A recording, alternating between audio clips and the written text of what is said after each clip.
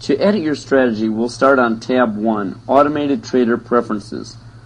This tab tells the automated trader basic information like what time of the day should it look to open new positions, what times of the day should it look to add to your existing positions, and what time of the day to look to close positions.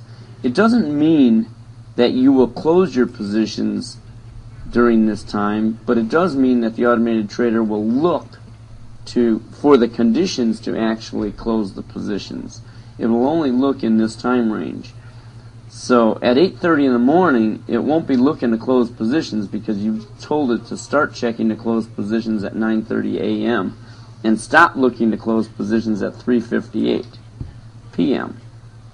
And in opening new positions, you've said start looking to open new positions at 9:30 a.m., but stop checking to open new positions at 3:30 p.m., which is a half hour before the market closes. So this strategy says I don't want to add new positions after 3:30.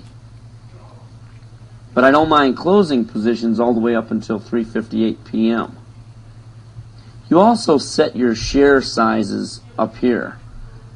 In this case, we're saying trading percent is 5% per trade.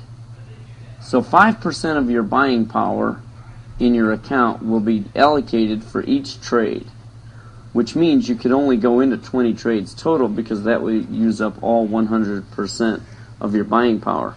And it also says the maximum amount per symbol is $3,000.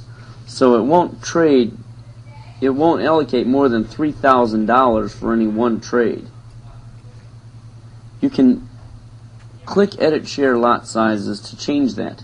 If you want to trade in fixed share sizes, you can check this option. And it says here now, trade in 100 share lot sizes with a max shares to be purchased per stock symbol of $1,000, or 1,000 shares.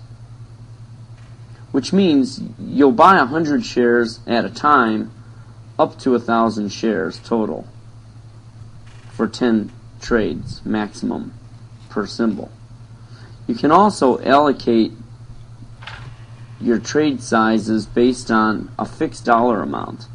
By clicking here, you could say I want to trade in $3,000 lot sizes, so for each trade I want it to spend $3,000, and then the automated trader will automatically allocate as many shares as it needs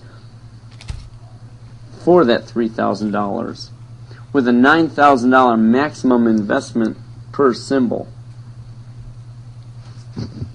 Okay, in this demonstration we're going to go ahead and trade in 100 share fixed sizes up to 1,000 shares. That means it could buy 100 shares 10 times.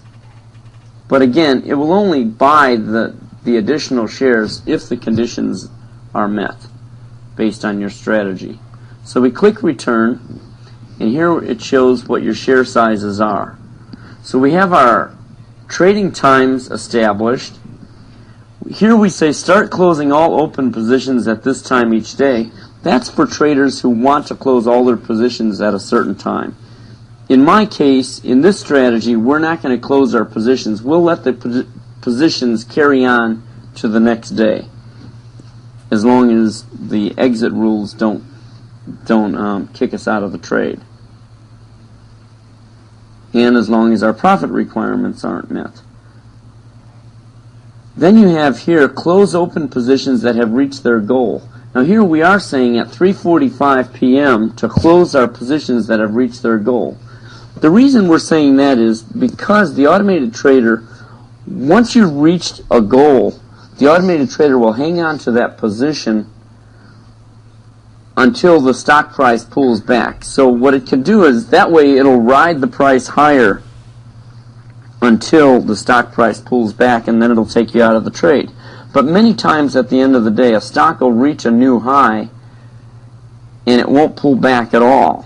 And you won't reach that pullback, so you won't exit the trade. And consequently, what happens the next day?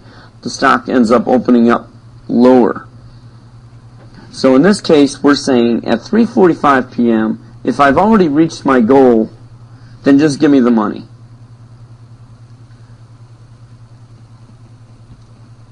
Then these positions over here, these settings are maximum symbols to purchase 30. I think that's too much. You don't want to be in 30 positions at one time. Well, you may, but for this demonstration, I'm going to say don't buy more than 5 symbols at once. So if I've reached the 5 symbol maximum, then that's all it will trade. It won't add a 6th position. It can add to my existing positions, but it won't add a 6th stock. Max range to spread trades across. Now the system uses this internally. This says $2 to spread the trades across. So up here when it says it wants to add additional shares, well, it's going to allocate the number of shares or the buys. It's going to spread them across at least a $2 range. You could spread this out to $5. And that way the automated trader, you don't want to be adding every time the stock goes down a nickel. You want to kind of spread out your buys across a wider range.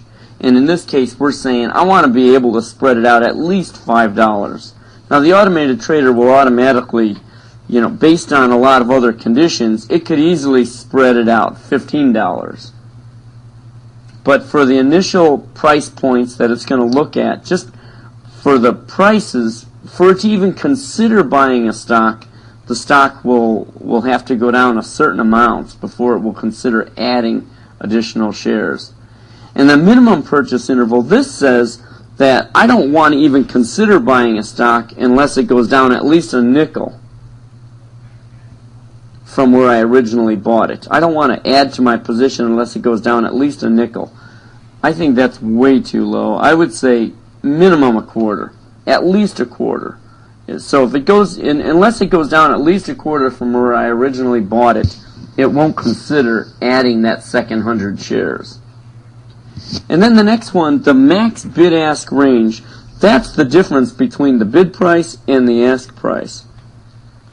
Since you have an automated trader and you're not going to be staring at the screen all day, you really don't have to take any chances. You really don't have to be buying stocks that have 10-cent or 20-cent spreads.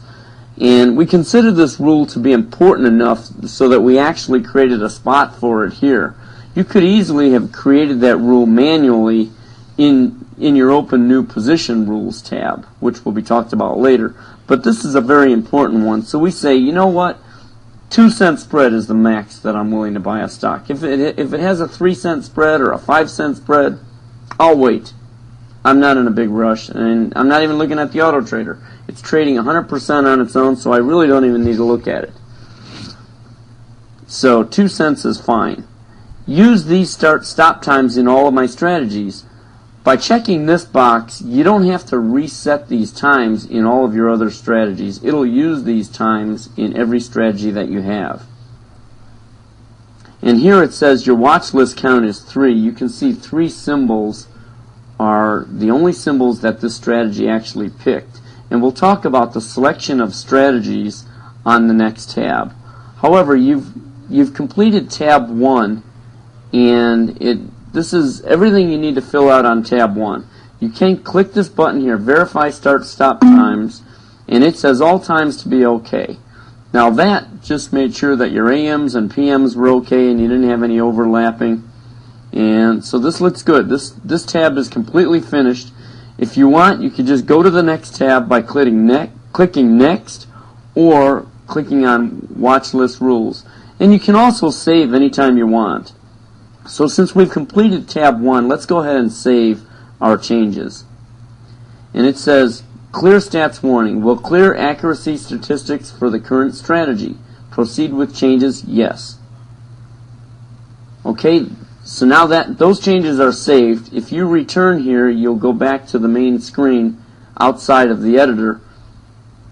But we're going to go ahead and go on to the next tab and select the watch list rules.